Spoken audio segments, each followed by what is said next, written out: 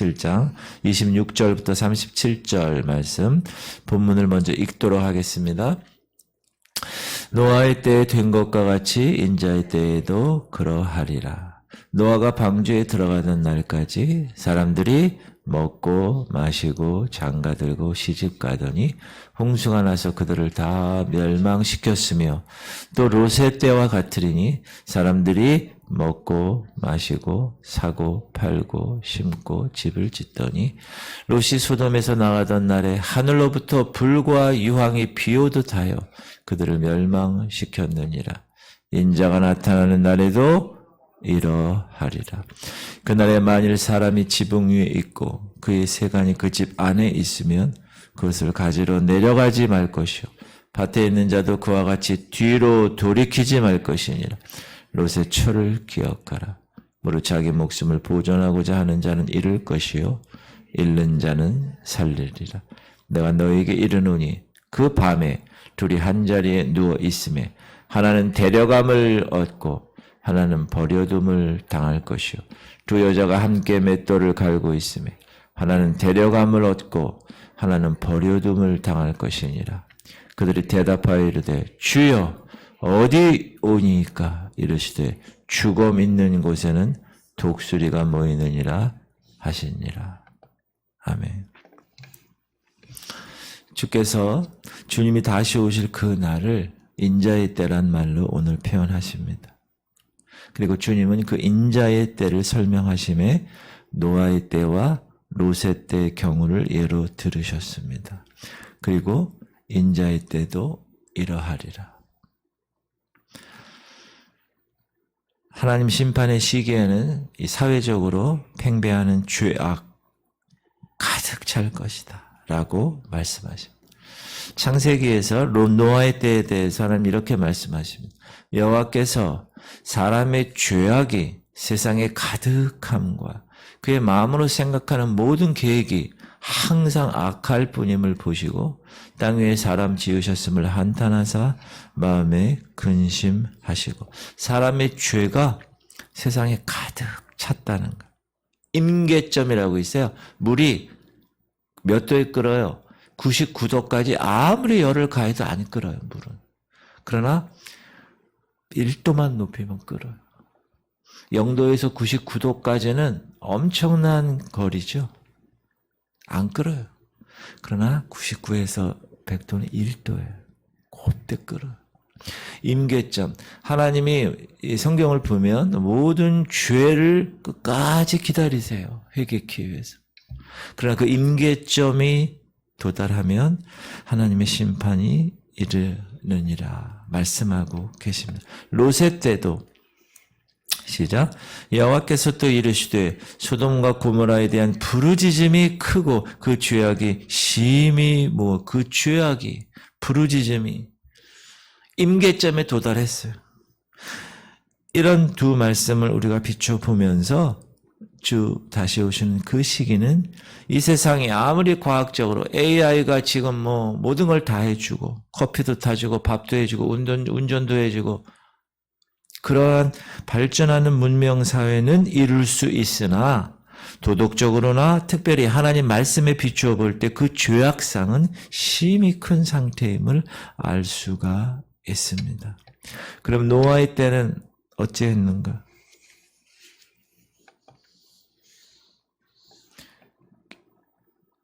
계시록에 시작. 그의 죄는 하늘에 사무쳤으며 하나님은 그의 불의한 일을 기억하세요. 노아의 때는 어땠는가? 노아의 때는 마태복음 24장 예수님의 계시록이라고 하는 그 말씀에 보면 홍수 전에 노아가 방주에 들어가는 날까지 사람들이 먹고 마시고 장가들고 시집가고 있으면서 홍수가 나서 그들을 다 멸하기까지 깨닫지 못하였으니 인자의 임함도 이와 이건 예수님이 직접 말씀하시고 노아는 하나님께서 홍수로 이 세상을 다 쓸어버리시겠다, 심판하시겠다라는 경고를 들으시고 세상에 나가서 노아 방주를 만들면서 지나가는 사람들, 세상 사람들에게 계속 부지런히 경고했고 경종했습니다. 그러나 그 사람들 그때 이 경종을 전혀 무시하고 세상 관습에 젖어서 하나님의 뜻을 거역하는 생활을 해왔다. 그러다가 물의 심판을 받게 되어서 멸망하게 돼. 그들의 죄를 두 가지로 나눴는데 하나는 하나님이 없는 생활을 해왔다. 여러분, 여기서 알 수 있는 것은 사람이 하나님 없이 먹고 마시고 장가들고 시집가는 생활은 죄악 중에서도 가장 무서운 죄악이라는 거 꼭 기억하세요. 아셨죠? 결혼한 사람은 어쩔 수 없고 결혼 안 한 사람은 반드시 자녀들 믿는 사람들과 결혼시켜야 합니다. 절대로. 하나님 없는 생활을 해왔다. 가장 큰 죄악 중에서 가장 무서운 죄악이라는 것을 알 수 있어요. 하나님 없이 생활하는 사람. 두 번째, 심판에 대한 하나님의 경고를 무시한 사람들. 그 죄라는 것. 그것이. 하나님은 그의 심판에 앞서서 반드시 선지자나 하나님의 종들을 통해서 예고하십니다. 항상 경고하세요. 종을 울리세요. 야, 지금 이머전시. 지금 비상상태야, 비상사태. 아모스에 보면 주 여호와께서는 자기의 비밀을 그 종 선지자들에게 보이지 아니하시고는 결코 행하심이 없으리라. 반드시 경고하십니다. 강단을 통해서 혹은 여러 매체를 통해서 경고하십니다. 그러나 이 파수꾼의 경고를 무시하는 사람, 하나님의 심판을 면할 길 없는 사람입니다. 롯의 때 그 긴박한 상황을 롯이 외칩니다. 그러나 그의 사위들마저 뭘로 여겼어요? 농담으로 여겼어요. 롯이 나가서 그 딸들과 결혼할 사위들에게 말하여 이르기를 여호와께서 이 성을 멸하실 터이니 너희는 일어나 이곳에서 떠나라 하되 그의 사위들은 농담으로 지금도 마찬가지. 지금도 인자의 날 주님 다시 오실 날에 이야기하면 뭐라고 그러죠? 듣기 싫다고 그래. 제일 먼저 교회에서도 그래. 듣기 싫어. 왜 목사님 그런 얘기 하세요? 목사는 그런 얘기 하는 사람이에요, 여러분. 목사가 복 받으세요, 복 받으세요. 아이고, 복 받으세요. 교회 나와서 복 받으세요. 이거 얘기하는 사람이 목사니까 아니라 경고하는 사람이 목사예요, 원래. 인자의 날에도 그러하리라 하신 말씀. 주 재림의 시기에 이 사회상 역시 모든 사람 생활 보세요. 하나님을 떠난 생활합니다. 물질주의, 돈, 오징어 게임 보세요. 그 돈을 내가 다 받아야 돼. 목적은 그거 하나야. 그래서 막 죽여야 돼, 사람들. 그래야 내가 다 받으니까. 세속주의적인. 그런 물질주의, 세속주의가 이 땅에 충만합니다. 여러분, 임계점이 이제 다다랐어요. 하나님의 경고, 심판 무시합니다. 야, 주의 재림이 어디 있어? 옛날 다미 선교회 때 봤잖아. 좀 예수를 믿어도 좀 품이 고품격으로 믿어. 여러분, 이런 사람 있죠?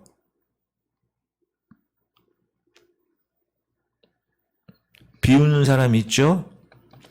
시작. 먼저 이것을 알지니 말세 조롱하는 자들이 와서 자기의 종력을 따라 행하며 조롱하여 이르되 주께서 강림하신다는 약속이 어디 있느냐? 조상들이 잔 후로부터 만물이 처음 창조할 때와 같이 그냥 있어 여기에.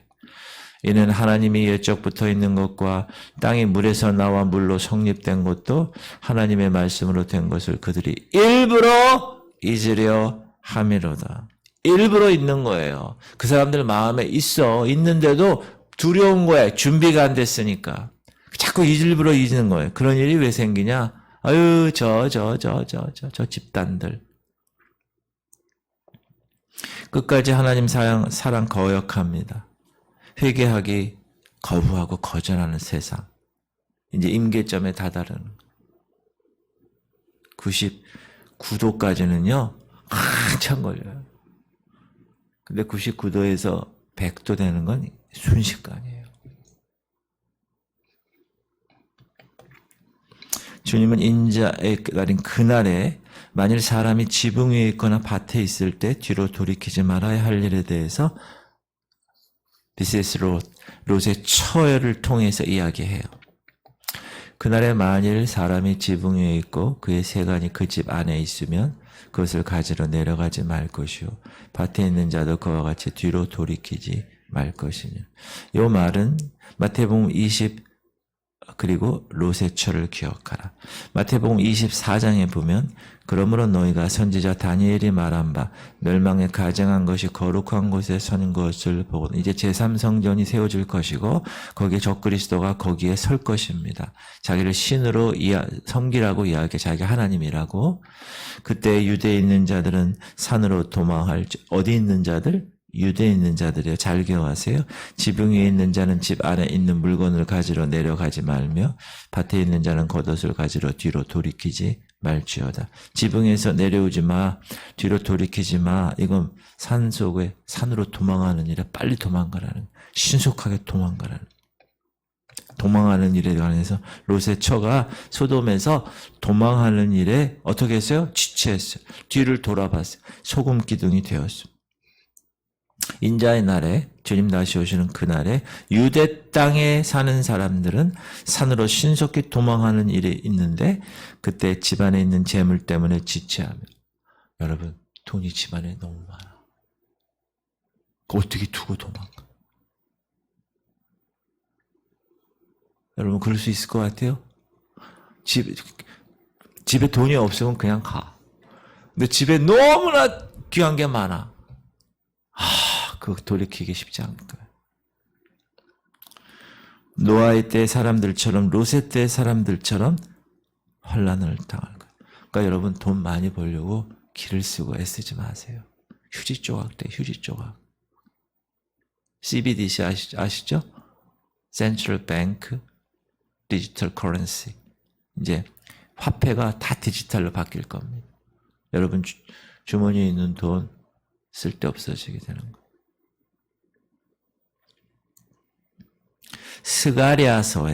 스가랴서에 주 재림의 인자의 날에 대해서 아주 자세히 나와 있습니다. 스가랴.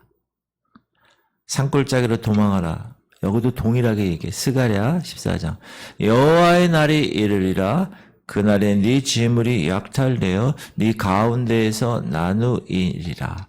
내가 이방 나라들을 모아 예루살렘과 싸우게 하리니 성읍이 함락되며 가옥이 약탈되며 부녀가 욕을 당하며 성읍 백성이 절반이나 사로잡혀 가려니와 남은 백성은 성읍에서 끊어지지 아니하리라. 그때 여호와께서 나가사 그 이방 나라들을 치시되 이 왕이 전쟁 날에 싸운 것 같이 하시리라. 그날에 그의 발이 예수님 발이에요. 다시 오시는 예수님이 예루살렘 앞고 동쪽 감람산에 서실 것이요. 감람산은 그 한가운데가 동서로 갈라져 매우 큰 골짜기가 되어서 산 절반은 북으로 절반은 남으로 옮기고 그 산 골짜기는 아셀까지 이를지라. 너희가 그 산 골짜기로 도망하되 유다 왕 우시아 때 지진을 피하여 도망하던 것 같이 하리라. 나의 하나님 여호와께서 임하실 것이요 모든 거룩한 자들이 주와 함께 있으리라. 예수님이 부활하시고 승천하실 때 어디서 승천하셨어요? 감람산에서 승천하셨어요. 올리브산. 어디로 오신다고요? 감람산. 그대로 승천하신 대로 오실 거예요. 그리고 오실 때 그 올리브산 거기 앞에가 쫙 갈라질 거예요. 지진이 나서. 그 써있죠. 동서로 갈라져. 절반은 북으로 절반은 남으로. 그때 산골짜기로 도망하라는. 이곳으로 도망하는 일에 있어서 가장 걸림돌이 뭐냐? 돈이에요. 돈. 세상의 재물에 얽매이지 말아라. 자, 그리고 이 예언은 유대 땅에 살고 있는 유대인들에게 해당되는 말입니다. 여러분 잘 기억하세요. 저와 여러분은 이런 환란이 오기 전에 이미 어떻게 돼야 됩니까? 휴거돼야 되는 거예요. 휴거돼야 돼.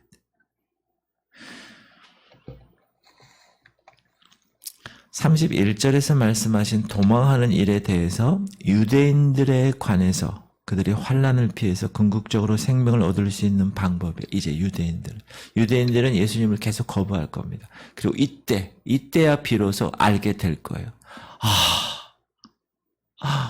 우리 조상들이 그렇게 거역했더니 그분이 바로 이분이었구나. 이렇게. 그리고 33절, 35절은 온 세계적으로 이날에 구원받을 백성과 버림받을 백성에 관한 말씀입니다. 시작. 무릇 자기 목숨을 보존하고자 하는 자는 잃을 것이요 잃는 자는 살리리라. 내가 너에게 이르노니 그 밤에 둘이 한 자리에 누워 있음에 하나는 데려감을 얻고 하나는 버려둠을 당할 것이요 두 여자가 함께 맷돌을 갈고 있음에 하나는 데려감을 얻고 하나는 버려둠을 당하라. 죄송해요. 정말 잔치에 갈 수 없어. 장가 가야 하고 소도 사야 하고 농과 밭에 나가서 할 일을 많아. 내 어이하리 죄송해요. 그 찬양 요즘 하나도 안 불러. 저 어렸을 때 그거 얼마나 많이 불렀는지. 자, 데려감을 얻고 하나는 버려둠을 당할 것이다. 인자의 날에는 노아나 롯처럼 하나님의 심판 중에서 구원받을 백성들이 있는 반면에 하나님의 심판을 받을 사람들이 있다. 그러면 마지막 하나님의 심판에서 하나님의 백성들은 어떤 방법으로 구원해 주십니까? 데려감을 당한다는 말씀으로 표현하고 있습니다. 이건 주님의 재림시에 있을 모든 성도들의 영광스러운 랩처. 한순간에 우리의 육신이 부활체가 되는 거예요. 부활체가 뭔지 알죠? 예수님이 부활해가지고 제자들이 있는 아지트에 탁 올 때 문을 열고 들어오지 않고 탁 통과해서 들어왔어요. 부활체는 시공을 초월하는 존재가 되는 거예요. 그리고 막 하늘로 승천하시잖아요. 예. 하늘로 승천할 수가 없어요. 원래 모든 물체는. 만유 인력에 의해서 밑으로 지구 중심으로 떨어지게 돼요. 그래서 10층에서 떨어지면 어떻게 돼요? 죽는 거예요. 슈퍼맨 빼고. 우리가 순식간에 주님 다시 오시는 그날에 부활체가 되는 거. 그러니까 시공을 초월하니까 하늘로 올라가는 것이. 만유인력 법칙이 적용되지 않으니까. 데살로니가전서. 주께서 호령과 천사장의 소리와 하나님의 나팔 소리로 친히 하늘로부터 강림하시리니 그리스도 안에서 죽은 자들이 먼저 일어나고. 제가 순복음 출신인데 저기 오살리 기도원에 딱 가면 무덤이 엄청 많아요. 무덤. 죽은 자들이 이제 쫙 먼저 일어날까. 먼저 죽은 자들이. 그 후에 우리 살아남은 자들도 그들과 함께 구름 속으로 끌려 올려. 이 끌려 올려는 거는요, 이 독수리가 샥 날다가 어떤 쥐새끼나 뭐 이렇게 먹이를 발견하잖아요. 그러면 쫙 채가는 그게 끌려 올려요. 뜻이에요. 그러니까 순식간에 확 공중에서 주를 영접하게 하시리니 그리하여 우리가 항상 주와 함께 있으리라. 그러므로 이러한 말로 서로 위로하라. 그러나 이스라엘은 그때까지 메시아를 불신합니다. 지금 이스라엘 여러분 예수님 교회 많고 예수님 잘 드리죠? 이스라엘? 아니요. 동성애가 얼마나 임계점에 다다라서 이스라엘이. 그들이 이제 주님의 재림을 바라보고 난 후에야 회개하게 됩니다. 그리고 민족적으로 구원의 은총을 그때 받게 되는 겁니다. 이날에는 짐승의 표를 받게 하는 적그리스도의 역사가 강한 시기입니다. 제3성전이 지어질 것이고 그 안에서 자기가 하나님이라고 이야기할 것입니다. Antichrist. 휴거되지 못한 사람들이 있을 것입니다. 여러분 만약에 휴거되는 그날, 주님 오시는 그날 이 교회 주일날이라고 찾아오는 성도들이 있어. 휴거를 못된 거예요.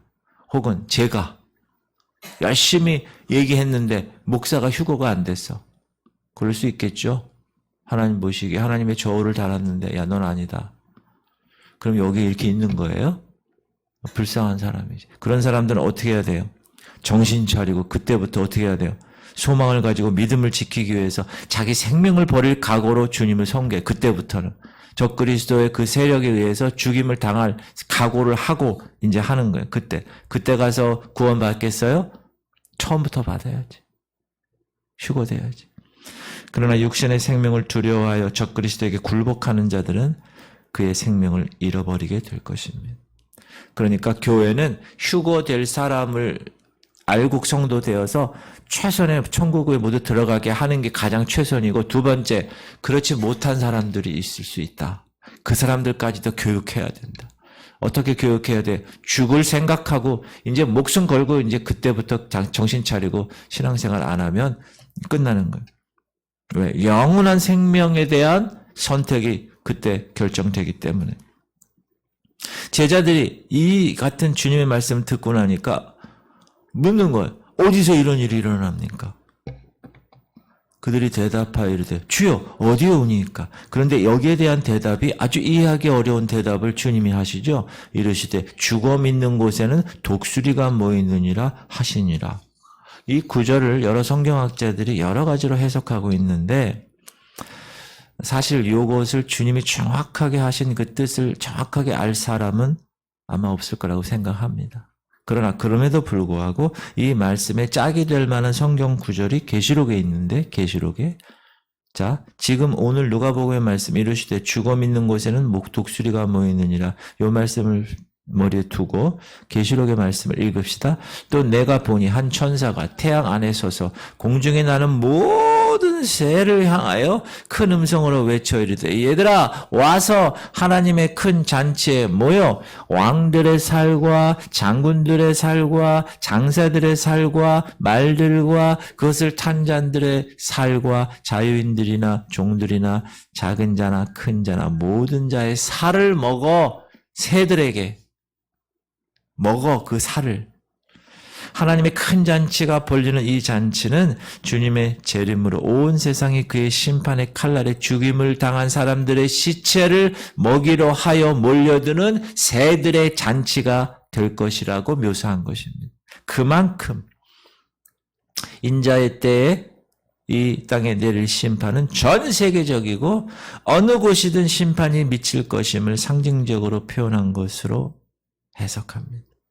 이렇게 노아 시대 사람들처럼, 롯의 시대 사람들처럼 지금 사람들, 그 다음에 여러분 모든 나라가 멸망할 때 가장